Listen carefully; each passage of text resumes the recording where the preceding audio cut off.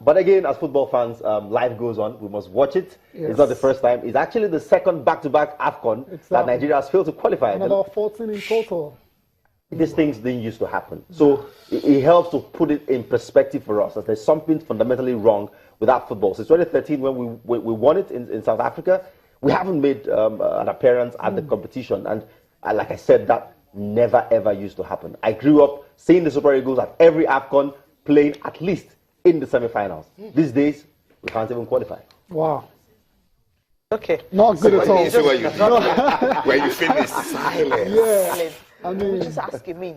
Okay, all right. Enough of that. The draw is going to be today for the 2019. Hopefully, once you say favorable draw, no way. We actually don't have a smaller country anymore. So, I mean, so what can we do differently this time to ensure the mistakes of the past few years doesn't repeat itself? We saw the footage that came on before we came on a couple of minutes ago. It was from the last the CAF Awards, On the night, I was there in Abuja in the auditorium, and what gladdened my heart the most was that in the main category for the African Player of the Year, of course, the Nigerian player made the final three, but in the two categories for young people, Nigerians won it. Most promising young player, and of course, the Youth Player of the Year, Iwobi and Kelechi Iheanacho. So that tells you that there is hope for the future. These are two players who play for two of the best teams in the world, two players who are anchored our World Cup qualifiers thus far, the two games we've played. Iheanacho scored in the game in Dola, in the home game as well. Both of them were very, very influential. So that tells you that if these guys continue to make remarkable progress, Victor Moses, since the last time we failed to qualify, has become a mainstay in the Chelsea team. He was struggling, jumping from one club on loan to another. So things are changing, and the players who are championing this change are young players, and that bodes very, very well for our future. So I know that, yes, it's early days for General Raw, but if you look, if the morning does tell the day, as they say, we've got great reason for optimism. He's won his first two games in charge. He seems to understand African football, seems to understand how to get his team to deliver performances, even when preparation hasn't been great.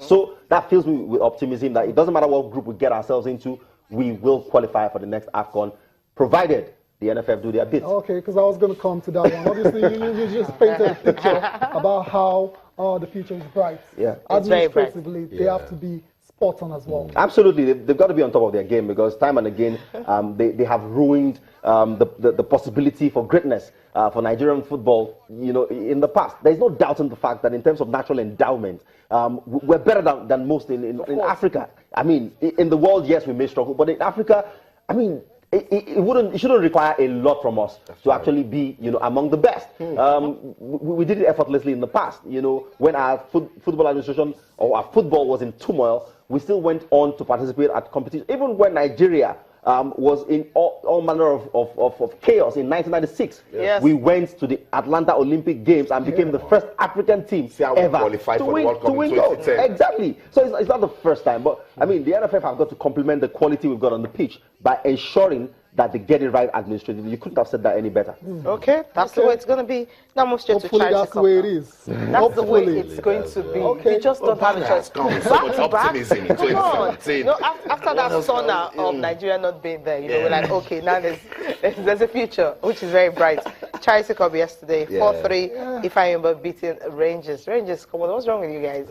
I mean, Super 4, nothing. Charity Cup, come on. Sometimes this is still pre-season. The bragging rights alone. This Oriental Derby. The bragging rights alone. It takes it away from there. Yeah, but nothing takes the joy of finally ending the hoodoo of not winning the league in many years. That's right.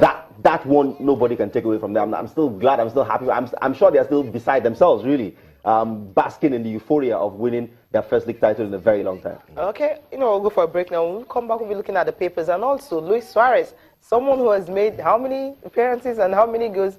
We'll look at that when we come back.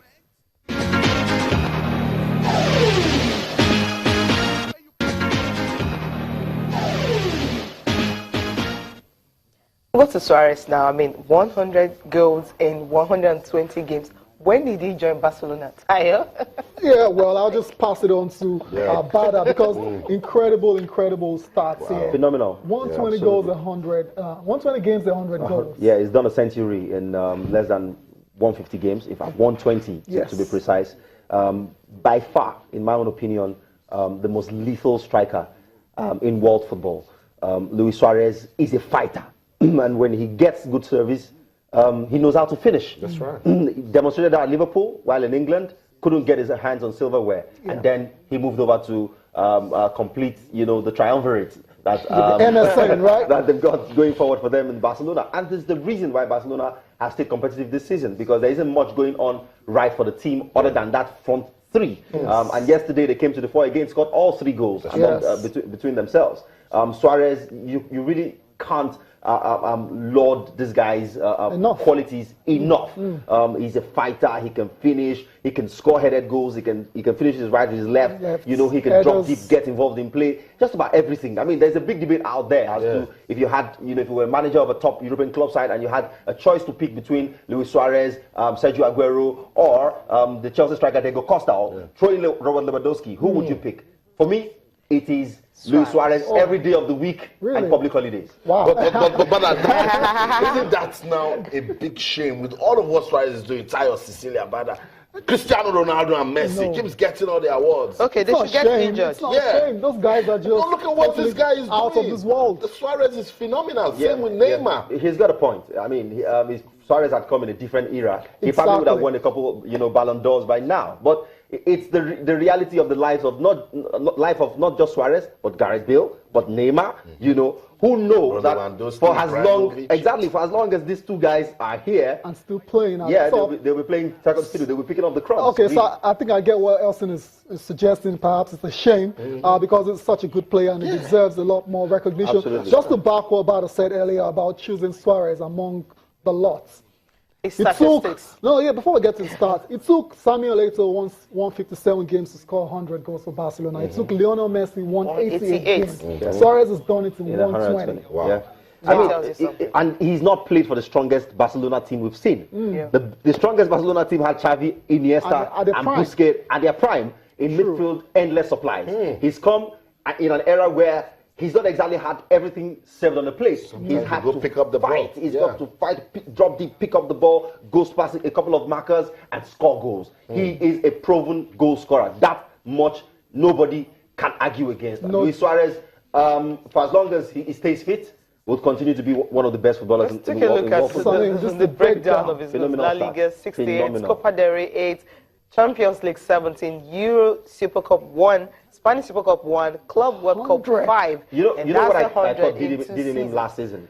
Had Uruguay done well in the Copa America, he probably would have finished 3rd, because Griezmann didn't do as much in La Liga as he did, but because Griezmann went all the way to the finals at the Euros, that's why he probably missed out. And of course, Barcelona are celebrating their own. Makes it 200 goals for Barcelona. A closer look at his century. Just look at how it all went. Incredible player.